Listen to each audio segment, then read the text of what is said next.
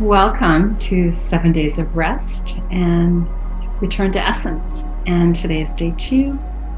And my name is Tammy Hay, and I'm leading you through making nut and seed milks. And the reason why this is such a joyful process for me is because we're coming back to eating food that's living food and returning the milk of animals to the babies that it belongs to. Cow's milk is baby calf milk. Goat's milk is for baby goats. And humans thrive on almond milk and oat milk. Today we're going to make some hemp milk and sesame seed or sunflower seed milk. Nuts and seeds that are supportive in our environment and grow in our environment. And I would invite you all on this precious day to close your eyes for a moment as I read a poem as we start our 2nd day of Return to Essence. Now I'd like us to close our eyes and invite you to meditate on a poem I would like to read on the resonance of food. In the market I walk, through the garden I enter, in the kitchen I dance. Reverence, it asks. Listen to the food as medicine. To the sprouting seeds my saliva ignites. To the tables I bring thee, laughter, renewal, connection. We sprout the herbs which call us in, the root foods which ground us, the chlorophyll, which will cleanse and make us strong like our gorilla brothers and sisters. On the soil we step, as earthworm wiggles deeper away to safety. Stinging nettle and dandelion brush our grounding soles. We gently harvest this adaptogenic weed for pestilent tea. We bring back so gently the babies to their mothers to milk, as we source our milk from nuts and seeds and healing food like hemp and sunflower. May we always listen to what the food is offering. Let us bring forth the resonance of food as love, peace, and inspiration. Through the market we walk. Reverence, it asks. Oh, sweet growing reverence, may we stay a while until we adopt your softening pace. Thank you. So today we're going to make some nut and seed milk, and here we are. Thank you for that, and thank you for being here. We're going to start off by making some sunflower cashew milk. Where I live, cashews don't grow in northern Canada, and sunflowers do, hemp does, and they're both very adaptogenic food for us because they grow in our environment, and they're not shipped long distances, and the milk is really amazing. So I have my trusty assistant here, my friend Paul, and we're going to start out by making some sunflower hemp milk. Hemp seeds do not have to be soaked, so I'm just going to add a half a cup of hemp seeds into my blender. Here we go.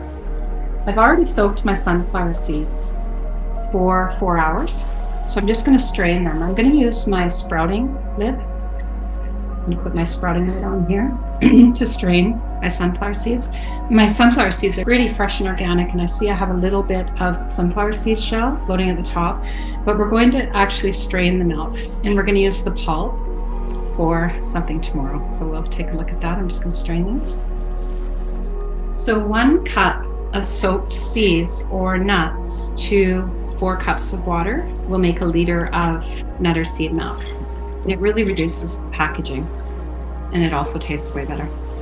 I taught a family food recently, and the little girl who's 3, her mother tried to give her some packaged almond milk, and her mother had just a little bit of almond milk in a jar that she had made, and the little girl refused to have the packaged almond milk after she started having the fresh almond milk, and that's how much better it tastes. So I'm going to add a liter of water. There we go. and I'm going to do the blender dance that they do on Jane Unchained news channel. We're going to have this mixed up in about less than a minute, and we're going to strain it. And that's how easy it is to make nut or seed milk. And I say nut or seed milk because most people, when they think of nut milks, and they might have a lot of nut allergies, they say, I can't have almonds, I can't have peanuts, I'm really allergic to nuts. But the majority of people that are allergic to nuts aren't allergic to seeds. And that's where we should differentiate. A lot of people just think it's one big package, and it's not. Most people aren't allergic to seeds. Many animals can eat nuts, but they can eat seeds. Hemp hearts are really, really healthy for my dog, or ground up pumpkin seeds. So they're also for people that may have digestive issues. Before I healed Crohn's, which every disease is the disease of our inability to adapt for whatever reason. Seeds really help us adapt because seeds are live. And if we can't have roughage like that, if we have a sensitive colon, seed milks are an amazing way to get all of that really good fat, the fiber, the adaptogenic qualities of food, but in a way that allows us to digest them easier. So I'm just going to put us on mute here for a minute. I'm going to do a blender dance, and I'm going to make a hemp and sunflower milk.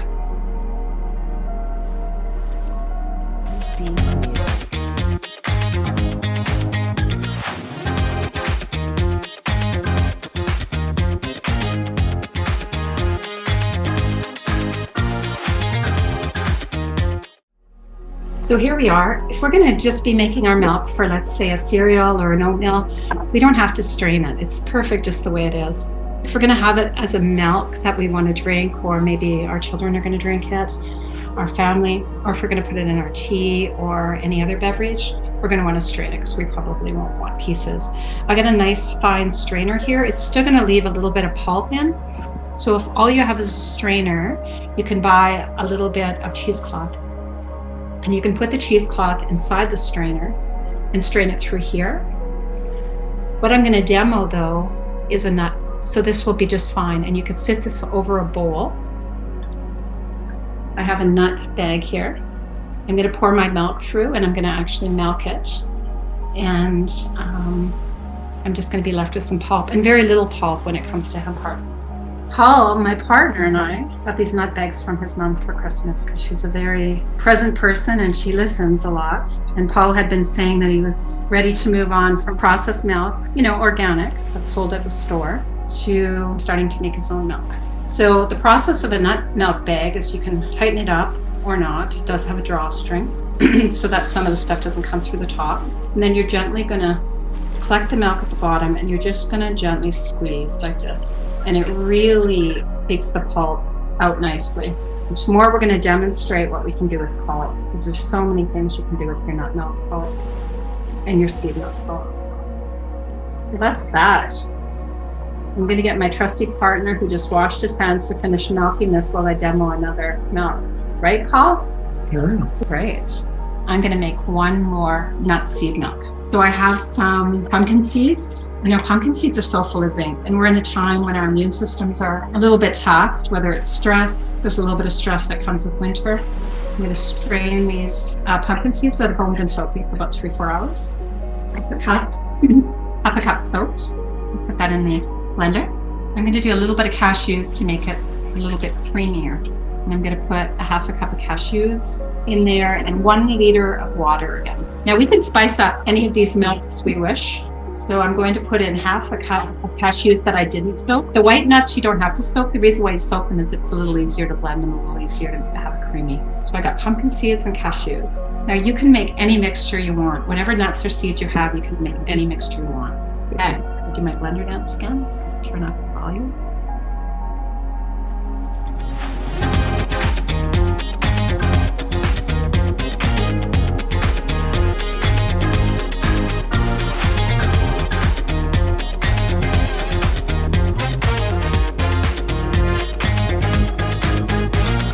This is going to be the cereal milk, so I'm not even going to strain it. But if you do strain it, we have the rest of the pulp that's left in our milk bag. We can just continue adding to it. We got a different bowl. Or we can just store it just like this in a jar. I love jars, a lot of people have all kinds of storage containers. Jars are the sweetest storage, I'm telling you, because you can get a lot in the fridge. I store my salads in a half-liter jar. I store my milks, my soups. Just imagine in the fridge, a whole section of jars, and just grab things to go. So if you want to be prepared when you're heading out, you can grab a half liter of milk, you can grab a salad and maybe a soup, and head out. It's much, much cleaner for us too than the plastics, So here we go. That was how easy it was to have another liter of milk. Now I'm going to take this milk that was strained and I'm going to put it back in the blender, and we're going to simply make a turmeric milk. So they talk about the golden milks, and you pay all this money for these packaged golden milks. It's only turmeric, and they say sometimes black pepper activates the turmeric, but I don't know. I'm not so sure about it. You have to be careful with black pepper because it's actually a carcinogenic. So a lot of times when people are trying to heat their food because they want a little bit more fire in the belly, they want a bit more heat, especially in the winter when you're eating a lot of raw food, you want to heat your food a bit. If you want to eat a bit more warming food, but you don't want to be cooking everything, you want to keep the enzymes intact and the nutrients, you can just add a little bit of organic cayenne, because cayenne will really heat your food, allow your body to heat up a little bit from that raw food. Or take your salad, and like a cabbage salad, like a rich root salad in the winter, and put a little bit of cayenne on it, and it'll heat it up enough that it'll give you that warming feeling when you're eating uncooked food in the winter. So I'm going to make this turmeric milk, golden milk, as the Indian people call it often. Quick blend, really quick blend. We got a nice golden milk here. It's a little hard to tell, but you can see that it's got a little bit of a nice golden color. I have a nice glass of turmeric milk. And I'm going to take the rest and I'm going to turn it actually into a nog, because it's a Christmas, the solstice season. So I'm going to add a little bit of nutmeg now to this milk, and a little bit of maple syrup, and a little bit of cinnamon, because those are the spices I have right now. So remember, whatever you want to make for your nut or seed milk, just use what you have. Soak the larger nuts overnight for 24 hours, especially almonds need about 24 hours. But the book that you're going to receive in this 7 Days to Rest and Sacred Renewal is Peace, Love, and Happy Microbes. And it's a food book. And in there's a really large section on sprouting. It tells you exactly how long to sprout seeds and nuts and how to go about making lots of nut and seed milk. So put some cinnamon in there, and just a little tiny bit of maple syrup. So give it just a tablespoon. And there we go.